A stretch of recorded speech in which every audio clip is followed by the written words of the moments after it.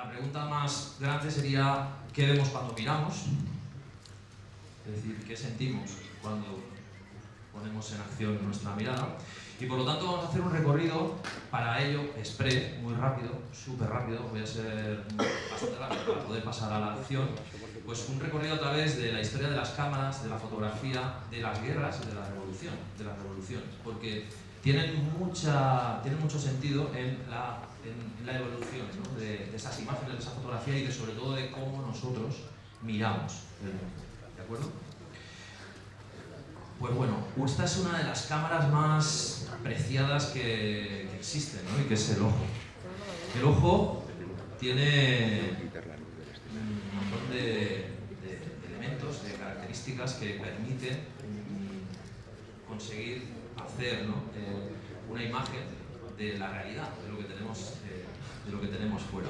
Al final el ojo es similar a una cámara, es muy parecido. De hecho, pues nos podemos tirar atrás en la historia y vemos cómo ha afectado, ¿no? Esa forma de mirar el mundo a través, en este caso, del ojo, y cómo poco a poco, con el tiempo, a través de lentes y de otro tipo de tecnologías, que muchas veces por eso ponía lo de la guerra y la revolución, ¿no? La revolución por la revolución industrial, la primera, la segunda, hasta la revolución digital actual, y por supuesto las guerras, ¿no? Porque también las imágenes, la fotografía, han evolucionado a través de las cámaras gracias a la evolución de lo militar.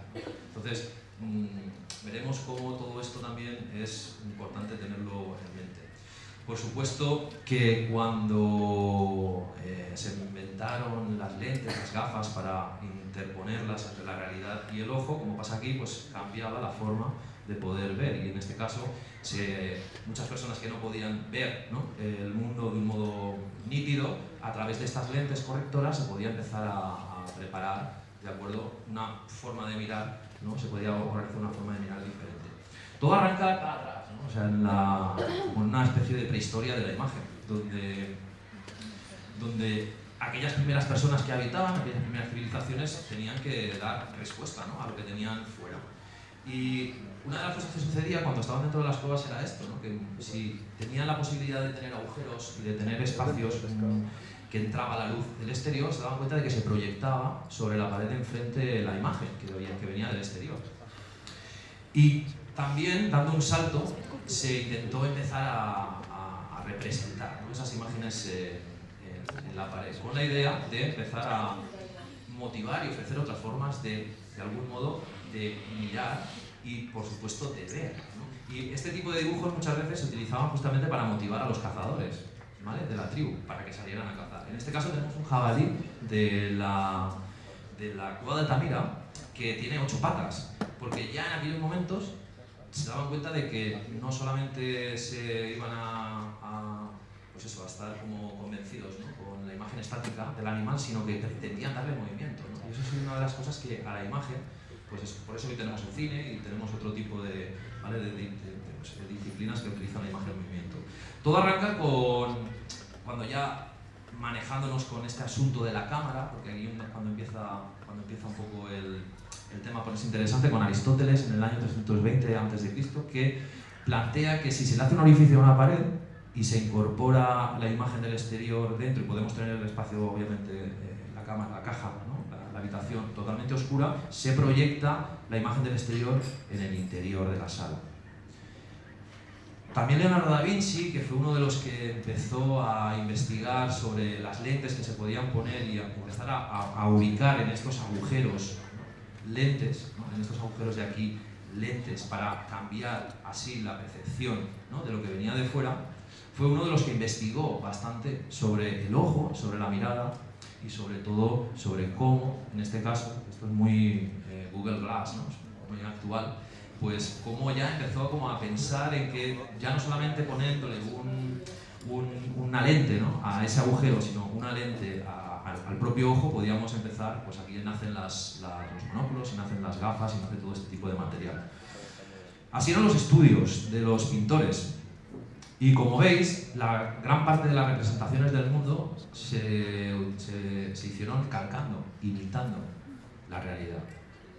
No era grandes, o sea, no era que simplemente pintaban, ¿no?, para representar aquello que tenían delante a mano alzada, sino que había una copia, ¿no? O sea, se realizaba una copia de lo que había ahí. Lo que sucede aquí es esto, ¿no? O sea, lo que sucede es que, como funciona nuestro ojo también, por la retina, por el iris, por todos los elementos que lo componen, que cuando vemos una imagen, en el interior la invierte, ¿de acuerdo? Y este es un funcionamiento muy interesante que podéis ver un vídeo en YouTube de David Hockney, que se llama el conocimiento secreto, en el cual aborda todas estas cuestiones, sobre todo que se empezaron a trabajar con lentes, con la cámara oscura y demás en el siglo XV, por ahí.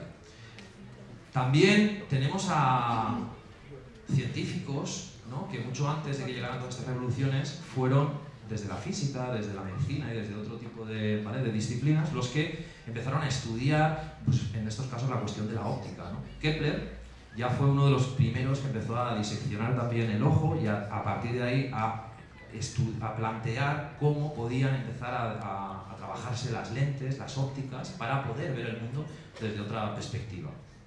Por supuesto, ni qué decir tiene, por ejemplo, como Velázquez, las Meninas o Van Dyck, todo este juego de espejos, ¿no? Juegos de espejos a través de los cuales ellos podían reconstruir, ¿de acuerdo?, o fijar la realidad del exterior. Y en 1685, con esta cámara, partieron una especie de cámara oscura portátil que permitía llegar a un paisaje o llegar a cualquier lugar, ¿no?, y poder ponerlo ante aquello que querías pintar y directamente pues poner un papel y calcarlo y comenzar con ello. Hubieron muchísimas personas que fueron como investigando este tipo de cámara oscura y inventando, pues como veis, espacios portátiles que los ponían en los carros, que se iban a los lugares y que ponían en marcha, ¿no?, ese ejercicio, ¿no?, de imitar, ¿no?, la naturaleza. Así es como queda pues una cámara oscura en realidad. Es decir, este ejercicio, si no lo habéis hecho nunca y podéis hacerlo en algún momento, sería muy interesante que lo hicierais para experimentar qué sucede, para sentir qué pasa. En esta habitación, por ejemplo, si apagamos todas las luces, pudiéramos cerrar todos los pequeños espacios que tenemos en las ventanas, que entra un poquito de luz, y hiciéramos un agujerito en una de las ventanas sobre esta pared, pero en toda la sala se incorporaría la imagen del exterior, de esta, y quedaría de esta guisa. Un poquito más tarde, en 1806, antes de llegar a los movimientos industriales, ya donde se empiezan a incorporar procesos de producción en serie, alguien inventa la cámara lúcida, y es este aparato como muy palo selfie actual que permitía, a través de un juego también de lentes y de ópticas, disponerlo como en una especie de mesa y poder así calcar, imitar aquello que tenían delante. Y aquí viene un poco el asunto interesante respecto a todo este camino que viene hasta aquí, si cabe, de manejo un poco, en cada tiempo, ¿no?, en función de cada tiempo, la creación, ¿no?, de esas cámaras para poder mirar, que es la revolución industrial. Entre el año 1820 y 1840 es justo con la máquina de vapor, posteriormente con la creación del tren, cuando llega la creación de la cámara fotográfica como la conocemos hoy. Obviamente no igual, no así, porque uno de los primeros que consiguió fijar una imagen en papel, que era uno de los retos que tenían, y parar ya de hacer esto, ¿no?, de copiar, era fijar la imagen directamente, fue Joseph Nice, un francés, que con esta cámara, con esta caja, consiguió una de las primeras imágenes de la fotografía en 1826 desde su estudio de Legrand, ¿no?, a través de su ventana, lo que veía. Esta fue la primera imagen que se fijó, y a partir de ahí empezó un camino muy alocado, muy tremendo, en el cual, pues como vemos aquí, ¿no?, en la segunda revolución industrial empezaron a aparecer las primeras cámaras en 3D, ¿no?, es decir, cómo había intención de seguir cambiando esa forma de mirar el mundo, esa forma de estar en el mundo, para que nos hiciera sentir a través de las imágenes, es decir, para que se concibiera un ver, ¿de acuerdo? Y ese ver, por ejemplo, en este caso, con las cámaras estroboscópicas, tuvieron una idea que, obviamente, 100 años después se desarrolló en los cines de 3D o en las imágenes de 3D, ¿no?, que hoy en día también estamos tan metidos en ella, o sea, tan involucrados en ella, y podemos verlas en cualquier cine y demás, y era pues simplemente un juego también de ópticas, de lentes, en las cuales a través de dos imágenes y con este tipo de prismático, ¿no?, será capaz de ver en 3 dimensiones la imagen. Siguiendo con la evolución, no era suficiente y llegaron personas como Edward Muybridge desde una apuesta que fue la apuesta de unas personas que querían ver si un caballo cuando galopa hay un momento que tiene las 2 patas en el aire. Fijaros qué tipo de situación, ¿no? Es decir, una apuesta que se genera así como, no sé, pues en un bar o en cualquier lugar, ¿no? Y de repente, en 1872, Edward Muybridge, con este tipo de cámara y con este tipo de dispositivo, casi como performativo, ¿no?, como una instalación, preparó un fondo, como veis aquí, blanco, y una cabina donde tenía 24 cámaras. 24 cámaras que iban a hacer fotos en función de cómo el caballo saliera corriendo desde aquí y llegara a esta parte, ¿no? Iba haciendo fotos cada fragmento. Y consiguieron estas imágenes, y esta es la imagen que demostró que el caballo había un momento en el cual tenía las 4 patas levantadas. Pues bien, esto llevó a la imagen estática proponerle un movimiento. Y entonces ahí, en la evolución de las cámaras, muy cercana, como os digo, siempre en este primer caso, ¿no?, a la revolución industrial, a la fabricación de la locomotora, de la máquina de vapor y la locomotora, los hermanos Lumière fueron los primeros que crearon una cámara de vídeo actual, pero un cinematógrafo, como se llamaba, en 1995, que lo que hacían era este tipo, ¿vale? Y lo que hacían era ya empezar a grabar películas, pequeñas películas muy cortitas. De hecho, tienen varias que es muy interesante que le echéis un ojo, de 1 minuto, 1 minuto y medio, y una de ellas, la primera, fue personas saliendo de una fábrica después de trabajar, o la llegada del tren, ¿no?, a la ciudad. Y en este caso, esta película, en el momento que se proyectó, hay una anécdota muy interesante, que es que la gente salió despavorida de la sala cuando vio llegar el tren, pensándose que iba a atravesar la pantalla y iba a poder, ¿vale?, llegar al público, ¿no?, porque era la primera vez que se ponía a una especie de, pues eso, de público frente a una pantalla, todo el mundo, ¿no?, todo el mundo como viendo una misma obra, ¿no?, una misma pieza. Pues bien, fue evolucionando toda esta, ¿vale?, toda la fabricación de las cámaras, y sobre todo consiguiendo ya pasar de la imagen estática a la imagen de movimiento, y Kodak, que era una de las, se ha convertido, ¿no?, posteriormente en una de las casas de fotografía más importantes del mundo, fabricó la primera cámara Brownie. ¿Sabéis lo que significa Brownie? Una cámara muy dulce, ¿no? Bueno, una cámara que era una cámara doméstica que se metía en todas las casas. Todo el mundo podía acceder a este tipo de cámara en 1900. Igual que hoy tenemos los móviles. ¿Vale? Y el mensaje que lanzaban era: you press the button, we do the rest. Tú aprieta el botón, nosotros nos encargamos de hacer el resto. Este era un mensaje realmente cómodo, que cambiaba muy el orden, sobre todo de relación, ¿no?, con la masa, con gran parte de la sociedad. Otro momento que fue importantísimo para la evolución de las cámaras de fotos fue la propia industria militar. Y la propia industria militar por muchos aspectos. Porque, bueno, pues como hemos visto anteriormente, no existían todavía armas, no existían pistolas ni nada, porque no había la tecnología para fundir el hierro y para poder organizar en serie, ¿no?, ese tipo de armas. Y entonces, a través de los años anteriores a la Primera Guerra Mundial, fue cuando también la casa Leica, en 1913, sacó una primera cámara que era de 24 por 35 milímetros, como llaman, de paso universal, que son las que conocemos hoy en día, ¿no?, sobre todo las que se dispara con carrete, ¿vale?, para que tengáis claro, y eran de este tipo. Y fueron las primeras cámaras que a través de ellas también se pudo documentar, o se tienen imágenes de esa Primera Guerra Mundial. Después, dando un salto, y por también la evolución que en el mundo han tenido las cámaras, la Unión Soviética, justo con el movimiento del constructivismo soviético, también construyó diferentes cámaras muy interesantes, que veremos después, alguna de ellas, como la Horizon, por ejemplo, y otro tipo de cámaras que iban generando variaciones sobre las cámaras que venían pues, de otras partes del mundo como Leica, ¿no? Más de Polonia y demás. Entonces, Bertov, que fue uno de los cineastas vanguardistas y constructivismo soviético más importantes, generó una teoría que se llamaba el cine-ojo, ¿no? Donde su objetivo era grabar el movimiento del ojo en el cuerpo de la persona, ¿vale?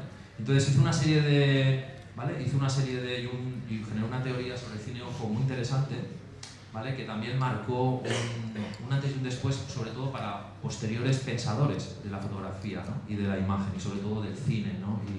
y otros, ¿vale? Y otros movimientos. En este segundo movimiento, otro momento militar, fue la Segunda Guerra Mundial, de 1939 al 45, que también coincide con la Guerra Civil Española, y que todas estas cámaras y la evolución que tuvieron fueron las que se utilizaron, ¿no? Para documentar, ¿vale? Toda la guerra. Pero no solamente para ello, sino para seguir evolucionando la cámara y para seguir evolucionando la forma a través de la cual se nos ofrecían las imágenes y cómo, a través de ellas, mirar el mundo, ¿no? Interpretar el mundo y darle sentido, ¿no? Al mundo. De los 50 a los 90 hay como una tercera revolución industrial, ya un poco ya de capa caída, y llegan cámaras que rompen completamente todos estos formatos, toda esta forma de mirar el mundo que teníamos. Nos lo planteaban de modo rectangular. Y llegan unas cámaras que se llaman las Hasselblad, que tienen un formato cuadrado. Con estas cámaras hubo un movimiento muy importante, que fue que Hasselblad, dentro del programa Apolo, fue a través de esa cámara con la que los astronautas Armstrong se fueron ¿vale? A la Luna y fotografiaron, ¿vale? La Luna, ¿no? Su estancia en la Luna. Estas son las cámaras que, ¿vale? Que se utilizaron, que son la Hasselblad. Y bueno, no sabemos si fueron a la Luna o no, pero tenemos estas fotos de estudio que pueden darnos pistas, ¿no? de un poco cómo, ¿vale? Como la cámara, ¿no? Y la influencia de la cámara, y al final la cámara como un elemento que ofrecía verdad, ¿no? Dando un salto enorme, porque las cámaras siguieron evolucionando con Canon, con Nikon, pero ya en un mercado mucho más social o masivo. Tenemos una evolución de la forma de mirar, ¿vale? El mundo a través de las cámaras que llegaron, o de una imagen que llegó justo en la guerra del Golfo Pérsico, ¿no? En los años 90. Y fueron las cámaras de visión nocturna. Es decir, toda esta tecnología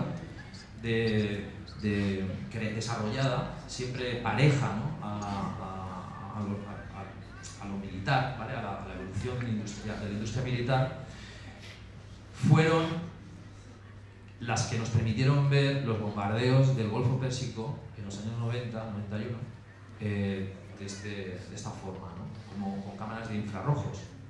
Estas fueron las primeras imágenes que todo el mundo vimos en la televisión. Y al año, o a los 2 años, esas cámaras estaban reconvertidas en cámaras térmicas que ya la industria, la ingeniería o cualquier tipo de, ¿vale? En este caso, como veis, la industria de la Fórmula 1 utiliza para determinar a través de esa tecnología pues otra forma de mirar el coche, ¿no? Que es a través de la temperatura y a través de, ¿vale? Pues eso, de los grados de temperatura que tienen las partes del vehículo. Claro, estas imágenes también luego se han utilizado para otro tipo de derroteros, ¿no? Es decir, por ejemplo, policialmente, por ejemplo, a nivel militar también se utilizan pues desde los aviones, ¿no? Para bombardeos a cualquier otro tipo de tecnología, pero siempre parte, ¿no? Como vemos, de una industria que viene de antes, ¿no? Militar. Y luego, pues, actualmente estamos en una especie como de revolución digital, virtual, no está todavía bien definida. Esto, pues claro, conforme pasa el tiempo es más interesante mirar en retrospectiva. Y ya hemos llegado como a esto, ¿no? Al móvil, a la evolución de aquellas primeras cámaras, ¿no? Y aquí, por ejemplo, tenemos una gráfica de Flickr, que es una de las plataformas de compartir imágenes, fotografías un poco más comunes, ¿no? Que se suelen utilizar, y que desde el año 2010 a 2015 había una evolución de Apple como una de las cámaras que más imágenes se suben, desde la cual se suben a esta plataforma, en detrimento de empresas como Canon o como Nikon, de acuerdo, que van como bajando. Es decir, hay mucha más gente que empieza a utilizar la fotografía desde el propio teléfono móvil que no desde estas cámaras que nos permiten, que nos habían ido ofreciendo, ¿no?, a lo largo del tiempo. Tipos de cámaras, ¿no?, que también han cambiado y que a partir de ahora van a cambiar, aunque están como muy inminentes en nosotros y es muy difícil tener perspectiva para poder verlas. Son por ejemplo, la cámara del Google Street View, ¿no?, que yo creo que es pues estos coches con este soporte, ¿no?, y con 8 o 12 cámaras arriba que hacen fotografías conforme se va conduciendo sobre la ciudad y van fotografiando todo, pues eso, van fotografiando todo y luego van con un programa componiendo esa imagen para que luego nos metamos en el Google Street View y podamos caminar por las calles y, ¿vale?, y ver. También existe, pues bueno, un nuevo espacio que está también ahí como es muy inminente, ¿no?, y son las cámaras de vigilancia, ¿no?, las cámaras de vigilancia que sirven para controlar y que han proliferado en los últimos años. Y para acabar, fijaros cómo hemos ido saltando muy rápidamente, ¿no?, de formas, ¿no?, de presentar esas cámaras. Nos vamos a quedar como en este espacio, ¿no?, que es casi lo último que está sucediendo, que es una persona, en este caso que se llama Joan Smith de Australia, que lo llaman el A-Borg porque ha sido la primera persona que se ha puesto un ojo con una cámara incorporada. Tuvo un accidente y el ojo, perdió el ojo, y un equipo de científicos se pusieron a su disposición para ofrecerle la posibilidad de ver la forma de integrar, ¿no?, como es una especie de experimentación, la forma de integrar una cámara en el ojo y a través de ella pues ver el mundo y monitorizar, ¿no?, las imágenes que se perciben. De algún modo tenemos la cámara integrada en el ojo, ¿no?, y es un poco este espacio donde quería llevaros. Y para acabar ya, que esta es la última diapo, es una cosa que acaba de suceder hace un año, que es Google acaba de sacar la patente de las primeras lentillas con cámara incorporada. Con lo cual, fijaros cómo, ¿no?, a lo largo de toda la historia de la civilización, por supuesto aquí súper comprimida, ¿no?, y con muchas lagunas, ¿no?, porque se puede seguir investigando muchas de las partes de las que os hemos comentado, pues ¿qué pasa, ¿no?, a dónde vamos a llegar, ¿no?, a dónde vamos a parar, que es ya directamente desde esa propia lentilla, ¿no?, incorporarnos una cámara a través de la cual seguramente estará monitorizado con conexión ya wifi a algún lugar y se pueda como, ¿vale?, dejar ello, ¿no?, dejar la imagen, ¿no?, que vemos directamente.